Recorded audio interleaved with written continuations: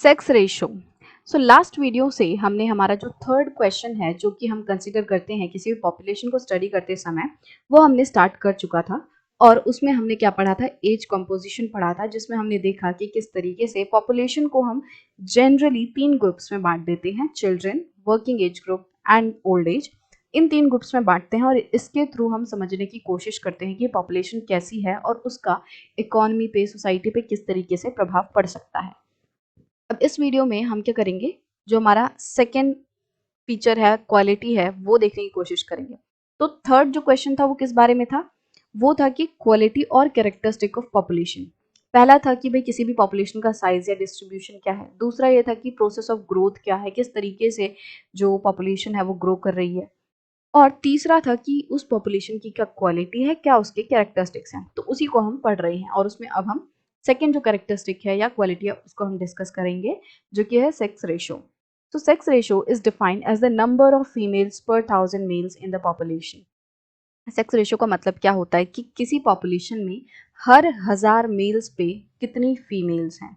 ठीक है, मतलब कि मान लो हम कह रहे हैं कि इस हर 1000 मेल्स में, मतलब कि अगर हमने मेल्स की जितनी भी पॉपुलेशन है उसको हजार हजार के ग्रुप्स में बांट दिया, इसी तरीके से जब हम ये देखेंगे कि इन 1000 लोगों पे कितनी फीमेल्स जो हैं वो पढ़ रही हैं, तो हमें पता चलेगा कि अच्छा रेशो क्या है। इसको कैलकुलेट एक्चुअली कैसे करते हैं, तो हम देखते हैं कि जो हमारी टोटल फीमेल पॉपुलेशन है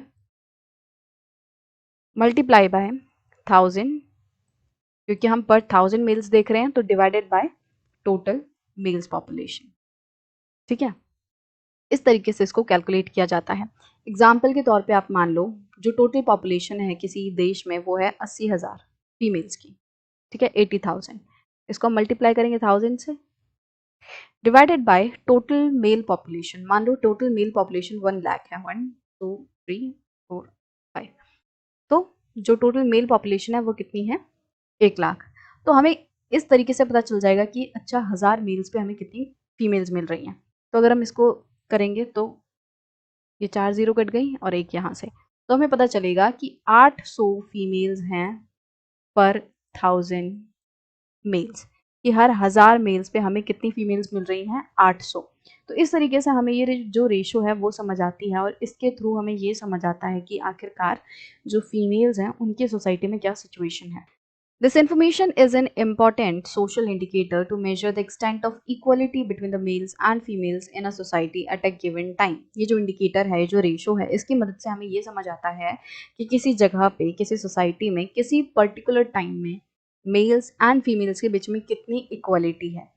The sex ratio in the country has always remained unfavorable to females. अब अगर हम इंडिया की बात करें तो हमें हमेशा से ही ये देखने मिला है कि ये जो रेशो है वो हमेशा फीमेल्स के लिए अनफेवरेबल रहती है। मतलब कि हमेशा हमें ये देखने मिलता है कि हर 1000 मेल्स में हमें कम फीमेल्स देखने मिलती हैं। जैसे कि अभी हमने इस एग्जाम्पल में देखा कि हमें हर 1000 मेल्स में कितनी देखने मिल रही हैं फीमेल्स, 800 मेल्स फीमेल्स, तो जो कि 1000 से कम है। तो हमें इस तरीके से हमेशा ये देखने मिलता है कि ये जो रेशो है वो अनफेवरेबल टू फीमेल्स रहती है इंडिया में। Find out why this is so. अब हमें ये जानना है कि ऐसा क्यों है, क्यों सोसाइटी में, हमारे इंडियन सोसाइटी में जो ये रेशो है वो अनफेवरेबल रहती है आमतौर पे। तो इसका मेन सबसे बड़ा कारण ये है कि सोसाइटी में किस तरीके से फीमेल्स को परसीव किया जाता है।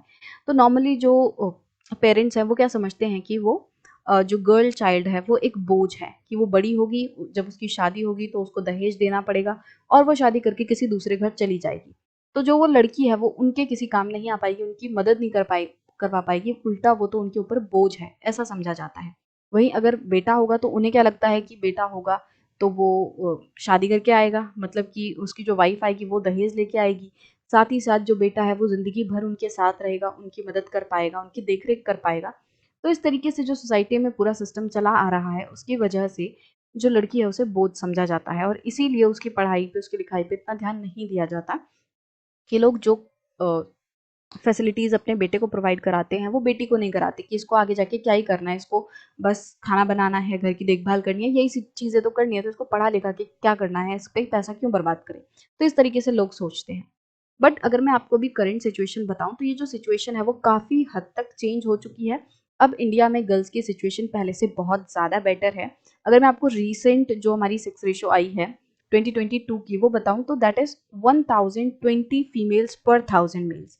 तो देखो इसमें 20 फीमेल्स हमें ज़्यादा दिख रही हैं कि मतलब हर 1000 मेल्स पे हमें 1020 फीमेल्स दिख रही हैं। मतलब कि अब हम कह सकते हैं कि ये जो रेशो है that is favourable to females, की फीमेल्स की पॉपुलेशन ज़्यादा है किससे, मेल से। यहाँ पे 1000 मेल्स हैं सिर्फ और फीमेल्स की कितनी है 1020 जो नंबर है वो आ रहा है।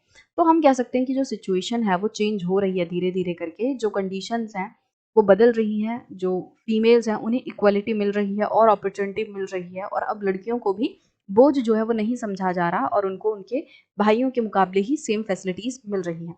तो चीज़ें जो हैं वो बदल रही हैं। अब आप यहाँ पे देख सकते हो इस टेबल में 1951 से लेकर 2011 तक का ये रेशो दिया हुआ है, डेटा दिया हुआ है कि 1951 में 946 जो रेशो थी, ये मतलब कि 946 फीमेल्स वर देयर पर 1000 मेल्स। फिर धीरे धीरे करके ये कम ही होता जा रहा है और हम देख सकते हैं कि 2011 में ये 943 है।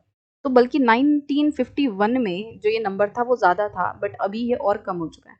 बट आई एम श्योर कि जब 2021 का जो सेंसस का डेटा आएगा, जो कि अभी तब 2024-25 तक आ पाएगा क्योंकि कोरोना की वजह से सब कुछ लेट हो गया, तो जब वो डेटा आएगा तो ये जो सिचुएशन है वो हमें बेटर दिखेगी, ये जो रेशो है वो इससे बेटर हमें देखने मिलेगी। Now Kerala has a sex ratio of 1084 females per 1000 mails.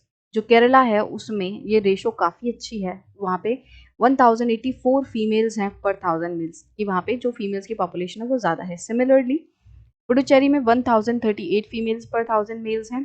वहीं अगर हम दिल्ली एंड हरियाणा जैसे स्टेट्स की बात करें तो हमें देखने मिलेगा कि इनकी सिचुएशन थोड़ी सी ख़राब है। यहाँ पे दिल्ली में 866 फीमेल्स पर 1000 मेल्स हैं एंड हरियाणा में 877 फीमेल्स पर 1000 मेल्स हैं।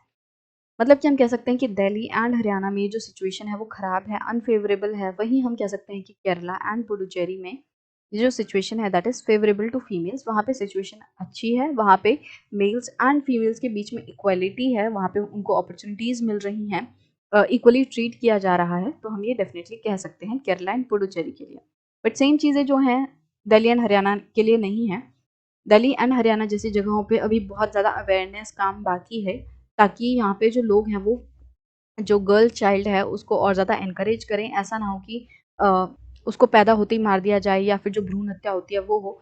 इन चीज़ों को रोकने के लिए और ज़्यादा जो गवर्नमेंट है उसे स्टेप्स उठाने हैं, लोगों के बीच में अवेयरनेस लाने की ज़रूरत है ताकि जो गर्ल्स की सिचुएशन है वो यहाँ पे भी बेटर हो पाए।